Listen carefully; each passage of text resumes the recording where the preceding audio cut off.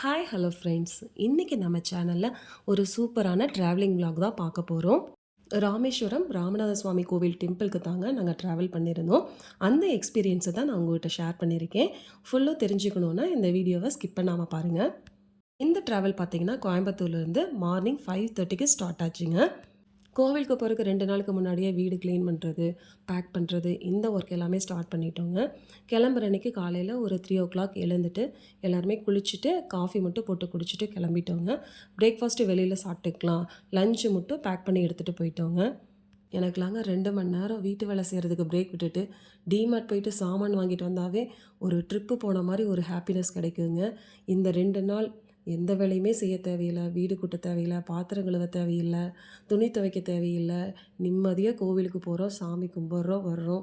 அதனால ரொம்பவே ஹாப்பினஸ் எனக்கு அதிகமாகவே இருந்துச்சு. அப்படியே போகிற வழியில் பார்த்திங்கன்னா சூலூர்கிட்ட ஏர்ஃபோர்ஸ் இருக்கும் இல்லைங்க, அதையும் அப்படியே போகிற வழியிலே பார்த்துட்டு போனோம். அதே மாதிரி ராமேஸ்வரம் பக்கத்தில் போகும்போது பார்த்திங்கன்னா இந்தியன் கோஸ்ட் கார்டு அது இருந்துச்சுங்க. அப்படியே அதையுமே பார்த்துட்டு போனோம். அப்படியே போயிட்டுருக்கும்போது பார்த்திங்கன்னா பெரிய பெரிய காற்றாலையெல்லாம் இருந்துச்சுங்க. அதை அப்படியே குழந்தைங்களுக்கு காட்டிட்டு அப்படியே ஒரு டீ பிரேக் எடுத்துட்டோங்க. பிரேக்ஃபாஸ்ட்டுக்கு மதுரைக்கு முன்னாடி போயிடலாம், இப்போ ஸ்டாப் பண்ணோம்னா இப்படியே 1 ஹவர் ஆகிடும், அப்புறம் வெயில் வந்துருச்சுன்னா ட்ராவல் பண்ணுறது கொஞ்சம் கஷ்டமாக இருக்குன்னு சொல்லிட்டு அப்படியே போயிட்டோங்க. கொஞ்சம் தூரம் போனதையுமே பார்த்திங்கன்னா ஒருத்தருக்கா பசி எடுக்க ஆரம்பிச்சிருச்சுங்க. சரி ஏதாவது நல்ல ஹோட்டலாக இருந்துச்சுன்னா பார்த்து நிறுத்திட்டோம்னா சாப்பிட்டு அப்படியே ரெஸ்ட் ரூம் போகிறதுனா போயிட்டு கிளம்பிக்கலாம் அப்படின்னு பிளான் பண்ணியிருந்தோங்க. கொஞ்சம் தூரம் போனதும் பார்த்திங்கன்னா டெம்பிள் சிட்டின்னு ஒரு ஹோட்டல் இருந்துச்சு. அங்கேயே ஸ்டாப் பண்ணிவிட்டு ஃபுட் எல்லாமே நல்லா தான் இருந்ததுங்க. சாப்பிட்டு அப்படியே கிளம்பிட்டோம். ஹோட்டல் என்ட்ரி ஆனதுமே பார்த்திங்கன்னா உள்ளே இந்த மாதிரி செராமிக் ஜார் எல்லாம் இருந்துச்சுங்க. குட்டி குட்டியான உட்டனில் செஞ்சுருந்த ஜுவல் பாக்ஸ் எல்லாமே இருந்துச்சுங்க. சரி போகையிலே வாங்க வேணாம், வரையில் வாங்கிக்கலான்னு வந்துட்டோங்க. ஒரு வழியாக 10:30 11 மணிக்கெலாம் பார்த்திங்கன்னா மதுரையை நாங்கள் ரீச் பண்ணிட்டோங்க. மதுரையிலேருந்து போகும்போது பார்த்திங்கன்னா ரொம்ப தூரத்துக்கு வைகையாரோட்டியே ட்ராவல் பண்ணி போயிட்டுருக்கிற மாதிரியே இருந்துச்சுங்க. இந்த லைனில் பார்த்திங்கன்னா நிறைய செங்கல் சூளைகளாகவும் இருந்துச்சுங்க. ஒட்டச்சத்திரத்தில் பார்த்திங்கன்னா நிறையா பேர் மல்லிகைப்பூலாம் விற்றுட்ருந்தாங்க. கட்டின பூ தான் விற்றுட்ருந்தாங்க, லூஸ்லலாம் இல்லைங்க. மேபி அந்த டைமுக்கு கட்டின பூ தான் கிடைக்குமே என்னமோ தெரியல. சரி மதுரையில் முன்னாடியே விற்றாங்கன்னா வாங்கிக்கலான்னு வந்தோங்க. பட் அந்த டைமில் ஒன்றும் கிடைக்கல.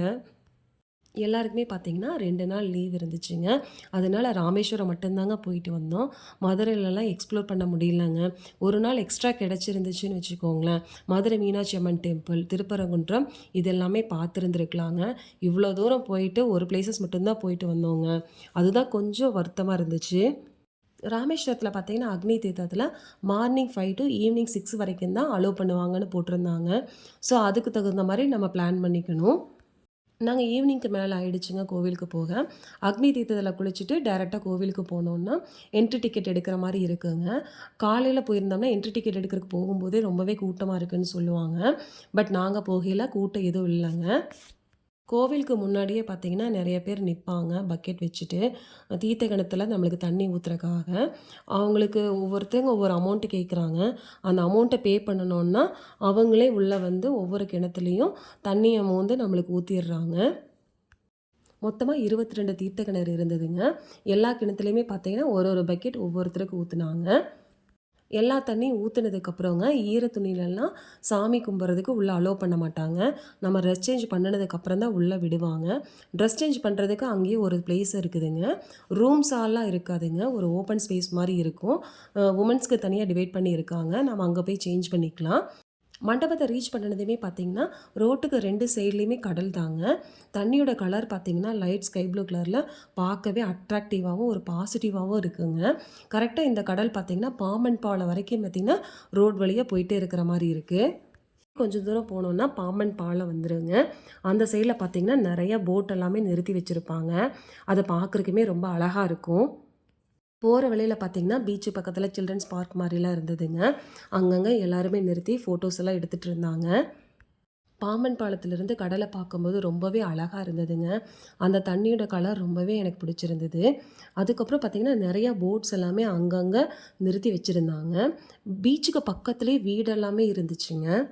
பாம்பன் பாலத்தை பார்த்துட்டு பார்த்திங்கன்னா நாங்கள் கிளம்பும்போது பார்த்திங்கன்னா கொஞ்சம் தூரம் மூவ் ஆகிட்டோம். அதுக்கப்புறம் ஒரு ட்ரெயின் வந்ததுங்க. அது கரெக்டாக என்னால் கேப்சர் பண்ண முடியல. பாம்பன் பாலத்திலிருந்து ராமநாத சுவாமி கோவில் டெம்பிளுக்கு போகிற வழியில் தான் பார்த்திங்கன்னா டாக்டர் ஏபிஜே அப்துல் கலாம் அவரோட நினைவு மண்டபம் அங்கே இருக்குங்க. விசிட்டிங் டைம் பார்த்திங்கன்னா மார்னிங் 9 to ஈவினிங் 5 வரைக்கும் இருக்குங்க. ஒரு வழியா ராமேஸ்வரம் வந்து ரீச் ஆயிட்டோங்க. ஒரு ஹோம் ஸ்டே புக் பண்ணியிருந்தோங்க. அங்க போய் திங்ஸ் எல்லாம் எடுத்து வச்சுட்டு, எல்லாருமே ரெஃப்ரெஷ் ஆயிட்டு, டைரக்ட்டா அக்னி தீர்த்தத்துக்கு போயிட்டோங்க. அங்க ஃபோன் எதுவுமே அலோவ் பண்ண மாட்டாங்க.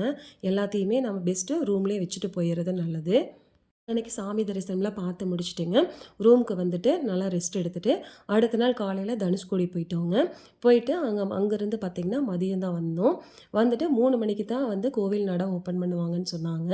ஸோ, அதுக்கப்புறம் பார்த்தீங்கன்னா, மறுபடியும் போயிட்டு சாமி தரிசனம் ஒரு தடவ பார்த்துட்டு, அதுக்கப்புறம் பார்த்தீங்கன்னா 5:30 கிளம்பினோங்க. கிளம்பிட்டு அதுக்கு அடுத்த நாள் மார்னிங் 4:00 வந்து கோயம்புத்தூர் ரீச் ஆயிட்டோங்க. இந்த டைம் போனதில சாமி தரிசனம் எல்லாமே பார்த்தீங்கன்னா, நல்லா திருப்தியா இருந்துச்சுங்க. நம்ம குழந்தைங்கள கூட்டிட்டு போயிருந்தோம்னா, விளையாட வைக்கிறக்கு தனுஷ்கோடி பீச் பார்த்தீங்கன்னா, நல்லா கம்ஃபர்டபுளாவே இருக்குங்க. நெறைய விளையாடுறதுக்கு வசதியா இருக்கு. அங்க போட் எல்லாமே நெறையா நிக்க வச்சிருக்காங்க. அதெல்லாமே காட்டலாம். அதுக்கப்புறம் பார்த்தீங்கன்னா, ஃபிஷிங் பண்ணிட்டுருக்காங்க. அதையுமே பார்க்கலாங்க. அதுவும் ரொம்பவே நல்லாயிருக்கும். நான்வெஜ் லைக் பண்ணுறவங்களுக்கு பார்த்தீங்கன்னா, தனுஷ்கோடி பெஸ்ட்டாவே இருக்குன்னு சொல்லலாங்க. நல்லா பீச்சில என்ஜாய் பண்ணிட்டு, அங்க பக்கத்திலேயே பார்த்தீங்கன்னா, 50 ஷாப்புக்கு பக்கத்தில கடை இருக்குங்க. ஃபிஷ் எல்லாம் பொரிச்சு குடுக்குற கடை இருந்தது. அங்கேயே சாப்பிட்றோன்னா சாப்பிட்டுக்கலாங்க. அதுக்கப்புறம் பார்த்தீங்கன்னா, ஷாப்பிங் பண்ற மாரி இருந்ததுன்னா, அந்த சங்குல செஞ்சிருந்த கிராஃப்ட் ஐட்டம்ஸ் எல்லாமே இருந்துச்சுங்க. அதுவும் பர்ச்சேஸ் பண்றதுன்னா பர்ச்சேஸ் பண்ணிட்டு வரலாங்க. இந்த விளாக் எல்லாருக்குமே பிடிச்சிருக்குன்னு நினைக்கிறேங்க. பிடிச்சிருந்தா லைக் பண்ணுங்க. ஏதாவது மிஸ்டேக் பண்ணியிருந்தேன்னா கமெண்ட் பண்ணுங்க. Thank you.